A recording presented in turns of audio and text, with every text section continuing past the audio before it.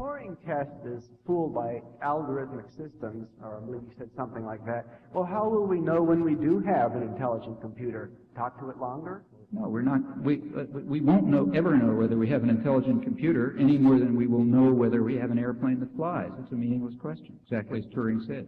Suppose I ask you this question. Let's say we're back in 1908, or whenever the first right thing was. And suppose somebody came along and said, suppose I make something that goes up in the air, how are we going to know if it flies?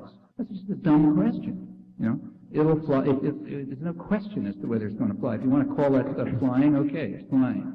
In English, you happen to decide to call it flying. In some other language, you call it something else. But there is no empirical question as to whether an airplane flies. And there is no empirical question as to whether an algorithm thinks, for exactly the same reason. Flying is something birds do, at least if you're talking English. And thinking is something humans do. It's sort of embedded in a big matrix of human interests and so on. And just as airplanes don't do whatever it is birds are doing, even if they could fool somebody into thinking that it's a bird, that would be irrelevant.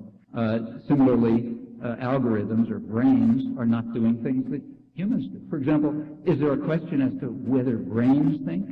Well, brains don't think. Of course they don't think. My brain doesn't see triangles.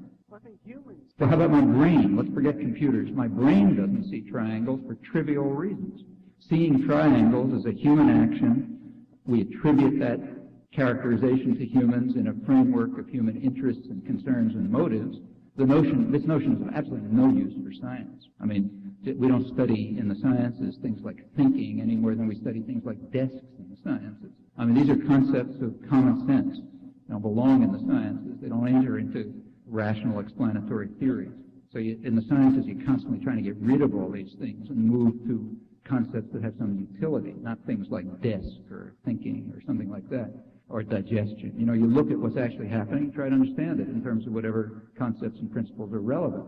But to ask the question whether a program thinks or whether a brain sees a triangle is as dumb as asking whether an airplane flies. It is not going to have an answer for trivial reasons.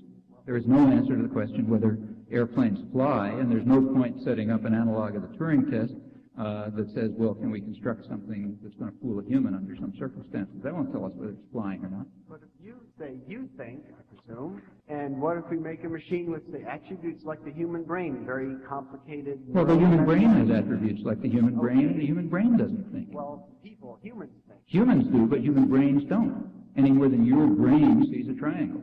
Your brain doesn't see a triangle for quite uninteresting reasons, correspondingly, something with the characteristics of your brain doesn't see a triangle. People are the ones who do things like that, just as Turing said. Now, you can ask pointless questions, like what will be the empirical conditions under which an airplane flies.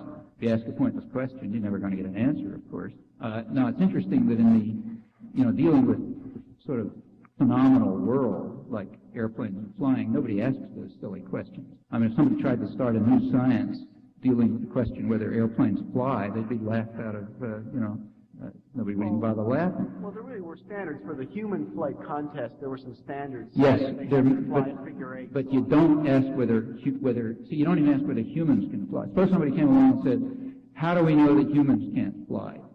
Take a look at the last Olympics. Some guy went 30 feet. Why isn't that flying? It's only one order of magnitude less than chicken. It's just a dumb question. It has no answers. It's a matter of decision whether we want to call that flying or not.